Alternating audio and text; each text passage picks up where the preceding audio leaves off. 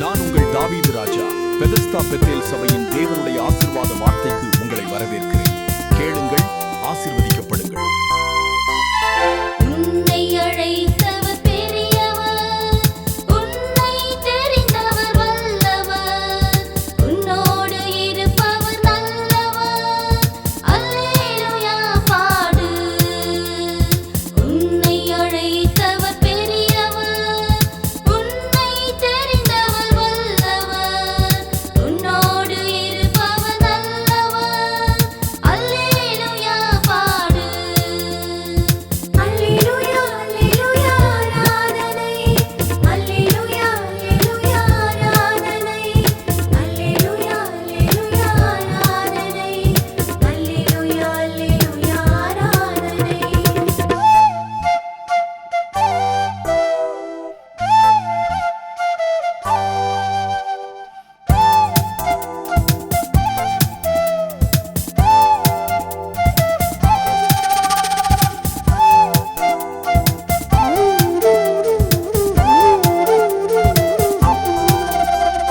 செங்கடலை பிரித்தாரே அல்லேலூயா, பெருஞ்சேனை மூழ்கியதே அல்லேலூயா.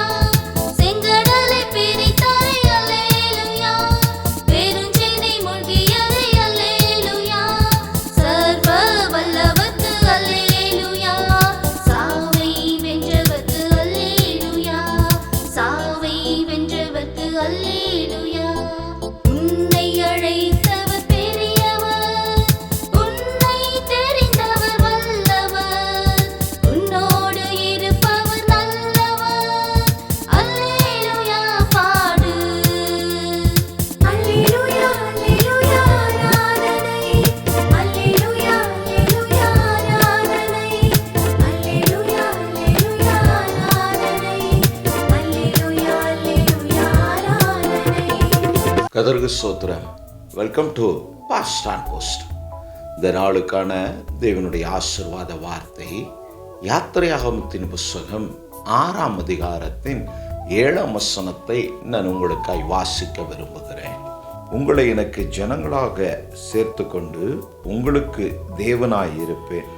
உங்கள் மேல் எகிப்தியர் சுமத்தின சுமைகளை நீக்கி உங்களை விடுவிக்கிற உங்கள் தேவனாகிய கர்த்தர் நான் என்று அறிவீர்கள். கர்த்தருக்குள் சுகமாயிருப்பீர்கள் என்று விசுவாசிக்கிறேன். தொடர்ந்து உங்களுக்காக, உங்களுடைய ஆசீர்வாதத்துக்காக, உங்களுடைய வளர்ச்சிக்காக நாங்கள் ஜெபிக்கிறோம். நிச்சயம் நம்முடைய ஜெபத்தை கேட்டு கர்த்தர் உங்கள் வாழ்விலே மாற்றங்களையும் ஆசீர்வாதங்களையும் அருளி செய்ய அவர் போதுமானவராயிருக்கிறார். விசுவாசத்தோடு என்ன வந்தாலும் தளர்ந்து போகாமல் மனதைரியத்தோடு கர்த்தரை பின்பற்றுவோம். கர்த்தர் மகத்தானதை நம் வாழ்விலே செய்ய போதுமானவர். இந்த காலவோளை நாம் வாசித்தது போல அந்த பிந்தின பாகத்தின் வார்த்தை இப்படியாய் சொல்லுகிறது: எகிப்தியர்கள் உங்கள் மேல் சுமத்தின சுமையை நீக்கி உங்களை விடுவிக்கிற உங்கள் தேவனாகிய கர்த்தர் நானே என்று அறிவீர்கள். நமக்கு அவரை நம்புகிற, இப்போ அவர் சொல்லுகிற காரியத்துக்கு செவி கொடுத்து அவரை பின்பற்றுகிற நம் வாழ்விலே கர்த்தர் பெரிய காரியங்களை செய்ய போதுமானவராய் இருக்கிறார். தேவன்தான் நம் வாழ்க்கையில அற்புதங்களை செய்கிறவர். தேவன்தான் நம் வாழ்க்கையில அடையாளங்களை ஏற்படுத்துகிறவர். தேவன்தான் நம்மை ஆசீர்வதிக்கிறவர் என்பதை முதல்ல நாம் அறிந்து கொள்ளத்தக்கதாய் கர்த்தர் கிரியை செய்ய வல்லவராய் இருக்கிறார். நாம் அறிந்த காரியங்கள் தான். ஆனால் அந்த வார்த்தை மிக முக்கியமானது. உங்களை விடுவிக்கிற உங்கள் தேவனாகிய கர்த்தர் நானே என்று அறிவீர்கள். இந்த கால வேளை நாம் எதிர்பார்த்திருக்கிறதான விடுதலை, நாம் எதிர்பார்த்திருக்கிறதான ஆசீர்வாதங்கள், நாம் எதிர்பார்த்திருக்கிறதான நன்மைகளை நமக்கு அருளி செய்கிற தெய்வம் அவர்தான் என்று அவர் தன்னையே நமக்கு அடையாளப்படுத்துகிறார். அப்படியானால் அவர் தெய்வம் என்பதை அடையாளப்படுத்துவதனாலே நாம் தைரியம் கொள்ள வேண்டும். நம்மை தெய்வம் கைவிடவில்லை. இப்பொழுது நம்மை திடப்படுத்துகிறார். இப்பொழுது நமக்கு அனுகூலமான காரியத்தை அவரே செய்கிறார் என்று சொல்லி நாம் தைரியம் கொள்ளுகிறவர்களாய் நாம் இருக்க வேண்டும். ஏனெனில் அநாதைகளாக, பரதேசிகளாக, பாவிகளாக இந்த பூமியில பாளையத்துக்கு புறம்பானவர்களைப் போல இருந்த நமக்கு, நாம் ஒவ்வொருவருக்கும், ஒவ்வொரு கிறிஸ்தவனுக்கும், தேவனை விசுவாசிக்கிற ஒவ்வொரு தனி நபருக்கும் வேதம் சொல்லுகிற காரியம், கர்த்தராகிய நீர்தாமே அவர்களுக்கு தேவனானீர். எவ்வளோ அழகான வார்த்தைகள் பாருங்க. கர்த்தர் தான் நம்முடைய தேவனாய் இருக்கிறார். அப்போ நாம் தாழ்ச்சி அடைவதில்லை. இந்த நாளில் நீங்கள் வெட்கப்பட்டு போவதில்லை, இதுமில்லாமல் ஆக போவதில்லை. உங்களை ஆசீர்வாதத்துக்கானவர்களாய் எப்படி ஆபிரகாமை அழைத்து ஆசீர்வதித்த தேவன் இன்று மாறாத தெய்வம். உங்களை அழைத்திருப்பதனுடைய நோக்கம் ஒன்று இருக்கிறது. என்னுடைய பெருத்த ஆசீர்வாதம் அங்கே மறைந்திருக்கிறது. அந்த ஆபிரகாம் நாட்கள் கடந்து போனது, வருடங்கள் கடந்து போனது என்று சொல்லி பயந்து அவன் பயப்பட்ட நேரங்கள் வேதத்தில் எழுதப்பட்டு இருக்கிறது. 15ஆம் அதிகாரத்தில் கர்த்தர் ஆபிரகாம்கிட்ட சொல்லுகிறார், நீ பயப்படாதே என்று சொல்லி. அப்போ அவர் வாழ்க்கையில் பயந்து இருக்கிறார். இன்னும் என் வாழ்க்கையில் அற்புதம் நடக்கலை, நீங்கள் கொடுத்த வாக்குத்தத்தம் நிறைவேறலை, அதை நம்பிதானே நான் இங்கே இருக்கிறேன் என்று சொல்லி ஒரு அங்கலாய்ப்பு அவர்களை காணப்பட்டது. அப்பொழுது கர்த்தர் ஆபிரகாமை திடப்படுத்தி, தேவரீர், அடியேன் பிள்ளை இல்லாதிருக்கிறேன், எனக்கு என்ன தருவீர் என்று ஒரு சந்ததிக்காக அவர் ஜெபிக்கும் போது, கர்த்தர் ஒரு சந்ததி அல்ல, அவனிலிருந்து தோன்ற போகிற இத்தனை திரளான, இந்த எகிப்திலிருந்து விடுதலையான 5 லட்சம் புருஷர்கள், திரளான மணலத்தனையான ஜனங்கள் என்று இதே யாத்திரையாகமம் 6ஆம் அதிகாரத்தில் எழுதப்பட்டு இருக்கிறது. இது ஆபிரகாம் பயந்த போது கர்த்தர் சொன்ன காரியம். ஒருவனுக்காக ஜெபிக்கும் போது மணலத்தனையான ஜாதி உன்னிலிருந்து புறப்படும் என்று சொல்லி கர்த்தர் ஆசீர்வதித்தார். அந்த தெய்வம் இன்றும் மாறாதவர். ஏதோ ஒரு சின்ன காரியத்திற்காக ஜெபித்து கொண்டு இருக்கிற உங்கள் வாழ்வில் ஒரு பெருத்த ஆசீர்வாதத்தை கொடுப்பதற்கு தெய்வம் போதுமானவராக இந்த கால ஓலை உங்களோடு கூட பேசுகிறார். ஆதலால் நீங்கள் மனம் தளர்ந்து போக வேண்டாம், சோர்ந்து போக வேண்டாம். என்ன வேணாலும், யார் வேணாலும் கைவிடலாம், நாம் வேணாலும் தெய்வத்தை விட்டு விடலாம், விலகி போகலாம். ஆனால் கர்த்தர் ஒரு நாளும் உங்களை அவர் கைவிடுகிறவர் அல்ல, உங்களை வெட்கப்படுத்த விடுகிற தெய்வம் அல்ல.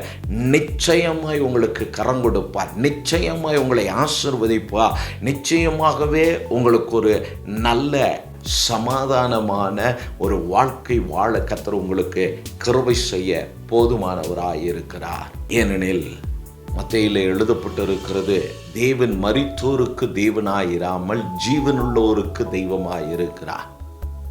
மரித்தோர் என்பது செத்தவர்களையும் அடையாளப்படுத்தலாம். இப்பொழுது விசுவாசித்து ஜீவித்திருக்கிற உங்களையும் என்னையும் பார்த்து சொல்லுகிறார், உங்களுக்கு நான் தேவனாய் இருக்கிறேன் என்று. இல்லையெனில் ஆவிக்குரிய வாழ்க்கையில, விசுவாசத்துல, நம்பிக்கையில செத்து போய் கிடக்கிறவர்களுக்கு, சோர்ந்து போனவர்களுக்கு அவர் தெய்வம் அல்ல. விசுவாசித்து யார் ஆக்டிவாக இருக்கிறார்களோ, இதுவரை கர்த்தர் எனக்கு செய்வார் என்றதான அந்த விடாப்பிடியான நம்பிக்கையில் ஆபிரகாமை போல நிற்கிறார்களோ, கர்த்தருக்கு செவி கொடுக்கிறார்களோ, அவர்களுக்கு அவர் தேவனாய் இருக்கிறார். அதனால தான் ஆபிரகாம் இடத்துல பின்பு ஈசாக்கை கொடுத்து அவனை பலி செலுத்து என்று கேட்கும் போது கூட ஆபிரகாம் துணிந்து செய்ததற்கு காரணம், எனக்கு அவர் தேவனாய் இருக்கிறார், என்னை விடுவிக்கிற தெய்வமாய் இருக்கிறார், எனக்கு சொன்னதை செய்கிற தெய்வமாய் இருக்கிறார், என்னை ஒரு நாளும் அவர் வெட்கப்படுத்த மாட்டார், அவரை நம்பி நான் வந்துட்டேன், இனி என் வாழ்க்கையில் தோல்வியே இல்லை, இனி என் வாழ்க்கையில் நான் வெட்கம் அவமானப்பட்டு போவதில்லை என்பதை நன்கு அறிந்திருந்தபடினாலதான் ஈசாக்க பலிபீடத்தில் ஏற்றுகிறார். அந்த மலை மேலே கர்த்தர் காண்பித்த அந்த ஸ்தலத்து மேலே ஈசாக்க கொண்டு போகும்போது பிள்ளை கேட்கிறான், தகப்பனே ஆபிரகாமே, விறகு இருக்கிறது, பலிக்கு ஆடு எங்கே? ஏனெனில் பலியை குறித்து ஈசாக்குக்கு அவர் நன்கு கற்றுக் கொடுத்து கொண்டு வந்தார். தெய்வத்தை எப்படி தொழ வேண்டும், தெய்வத்துக்கு என்ன செய்ய வேண்டும், தெய்வத்தை எப்படி ஆராதிக்க வேண்டும், தெய்வத்துக்கு முன் வரும்போது நாம் என்னென்ன பண்ண வேண்டும் என்ற வழிகளை அவர் கற்றுக் கொடுத்தார். அதன் அடிப்படையிலே பிள்ளையாண்டான் கேட்கிறான், ஆடு எங்கே என்று. தகப்பனுடைய அந்த சில வினாடிகள் அந்த இருதயம் நின்று போயிருக்கும். ஆனாலும் ஈசாக்குக்கு ஆபிரகாம் செவி கொடுக்கல, தெய்வத்திற்கு செவி கொடுத்து கர்த்தர் பார்த்து கொள்வார், இது கர்த்தர் காண்பித்த இடம், இது கர்த்தர் சொன்ன இடம், இது கர்த்தர் ஏற்படுத்தின பலியும் ஆராதனையுமாகும், ஆதலால் அவர் எல்லாம் பார்த்து கொள்வார். ஏனெனில் அவர் எல்ஷடா என்னும் நாமமுடைய தெய்வம். ஆதலால் இந்த காலவேளை தெய்வ பிள்ளைகளாகிய நாம் பயப்பட வேண்டாங்க. உங்களுக்காய் மரித்தோரிலிருந்து எழுந்த கர்த்தராகிய கிறிஸ்து உங்களை தனியே விடாதபடி உங்களுக்காய் தம்முடைய ஆவியானவரை, பரிசுத்த ஆவியானவரை, தேற்றரவாளனை அவர் உங்களுக்கு அனுப்பியிருக்கிறார். அந்த தேற்றரவாளனாகிய கர்த்தருடைய ஆவியானவர், கிறிஸ்துவின் ஆவியானவர் உங்களுக்குள் இருக்கிறார் என்று இந்த காலவோளை நான் தைரியப்படுத்துகிறேன். எப்படி ஆபிரகாமை கைவிடாமல் அவனை விசுவாசத்தின் தகப்பனாய் கர்த்தர் நிலைநிறுத்தினாரோ, அப்படியே நீங்கள் வாஞ்சிக்கிற காரியங்கள் எல்லாம் உங்களுக்கு நிறைவேற்றி ஒரு இடத்திலும் உங்கள் விசுவாசத்தில் இந்த பூமியின் வாழ்விலேயே நீங்கள் வெட்கப்பட்டு போகாம எல்லா இடத்திலும் இந்த காலவோளை கர்த்தர் உங்களை தலை சிறந்து நிற்க வைப்பார் என்று நான் வாழ்த்துகிறேன். தெய்வ சமாதானமும் தெய்வ கிருபையும் உங்களோடு இருக்கும். ஆதலால் தைரியமாய் உங்களுடைய வேலைகள், உங்களுடைய படிப்பு, உங்களுடைய போக்குவரத்து, உங்களுடைய பிரயாசங்கள், திட்டங்களை எல்லாம் ஜெபித்து கடந்து போங்க. எல்லாவற்றிலேயும் ஆசீர்வாதத்தை காண செய்ய கர்த்தர் போதுமானவராய் உங்களோடு கூட இருந்து உங்களை நடத்துவார். ஏனெனில் எபிரேயரில் ஒரு வார்த்தை உண்டு, அதை நான் உங்களுக்கு வாசித்து ஜெபிக்க விரும்புகிறேன். ஆகையால் தேவன் அவருடைய தேவன் எனப்பட வெட்கப்படுகிறதில்லை. அருமையான வார்த்தை பாருங்க. நம்மை விடுவிக்கிற தேவன் அவர் திரும்ப சொல்லுகிறார், இவர்களுடைய இதை கேட்டுக்கொண்டிருக்கிற உங்கள் ஒவ்வொருவருடைய தேவன் அவர் என்பதில் அவர் வெட்கப்படுவதில்லை. ஆனால் நீங்கள் இந்த பூமியின் வாழ்வில் நீங்கள் ஒரு இடத்திலும் வெட்கப்பட்டே போவதில்லை. தைரியமாய் போங்க. பெருத்த நன்மையும் ஆசீர்வாதத்துக்கும் நேராக கர்த்தர் உங்களை, உங்கள் பிள்ளைகளையும் குடும்பத்தையும் கர்த்தர் நடத்துவார். பயப்பட வேண்டாம். நாம் ஜெபிப்போம். பரலோகத்தின் பிதாவே, ஆசீர்வதிக்கப்பட்டதான அந்த காலவோளைக்காய் ஸ்தோத்திரம். ஆண்டவரே, எகிப்தில் எங்கள் பிதாக்களுக்கு சொன்னீர், உங்களை எகிப்தியனுடைய சுமைக்கு நீங்களாக்கி உங்களை விடுவிக்கிற உங்கள் தேவனாகிய கர்த்தர் நானே என்று சொன்னேன். இப்பொழுதோ ஆண்டவரே, என்னோடு ஜெபிக்கிற விசுவாசத்தோடு எதிர்பார்த்து ஜெபித்து கொண்டிருக்கிற நம்முடைய பிள்ளைகளுடைய வாழ்வில் கர்த்தாவே, யாரோ ஏற்றின நுகங்கள், வேறு ஒருவன் ஏற்றின சுமைகள் பாரம் சுமந்து நடப்பார்களானால் ஆண்டவரே கர்த்தாவே, சத்ருவினாலே, விரோதிகள்னாலே, குடும்பத்தின் மேல், பிள்ளைகள் மேல், பிள்ளைகள் மேலே, இவர்கள் வியாபாரத்தின் மேலே, இவர்களுடைய வேலையின் மேலே, இவருடைய உயர்வின் மேலே, ஆசீர்வாதத்தின் மேலே யாரெங்களும் நுகத்தை ஏற்றி இவர்களை குனிய பண்ணி இருப்பார்களானால், இவர்களை வெட்கப்படுத்த நினைத்திருப்பார்களானால், அது நின்று இவர்களை விடுவிக்கிற தெய்வம் நீர் என்று இந்த காலவோளை அடையாளப்படுத்த நம்மைக்காய் ஸ்தோத்திரம்.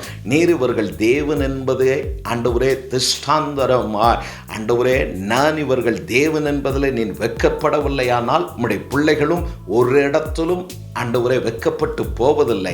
நீரே அவர்களோடு கூட இருப்பதற்காய் ஸ்தோத்திரம். நீர் அவர்கள் தேவனானீர், அதற்காய் உமக்கு நாங்கள் நன்றி செலுத்துகிறோம். இந்த கால ஓளிமுடைய பிள்ளைகள் ஒவ்வொருவரையும் ஊழியக்காரனாய் நானும் ஆசீர்வதிக்கிறேன்.